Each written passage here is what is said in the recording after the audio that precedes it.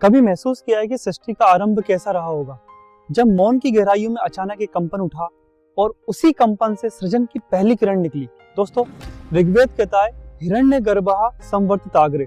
शुरुआत में था हिरण्यगर्भ, वो पहली चेतना की चिंगारी जिसे सृष्टि का पहला जागरण हुआ।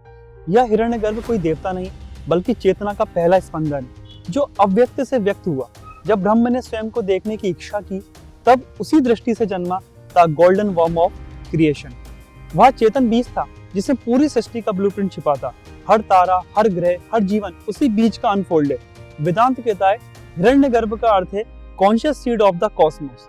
ब्रह्म जब अपने भीतर संकल्प करता है बहुश्यामा यानी लेट मी बिकम मैनी, तब वही संकल्प ऊर्जा बनकर विस्तार लेता है। क्रिएशन कोई बाहरी एक्सीडेंट नहीं, ये एक अवेयरनेस का एक्ट है।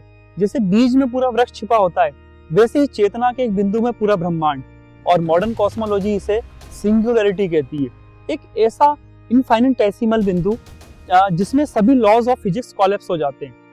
वही बिंदु बिग बैंग में एक्सपेंड हुआ। समय, स्थान, पदार्थ, ऊर्जा सब उसी से निकले।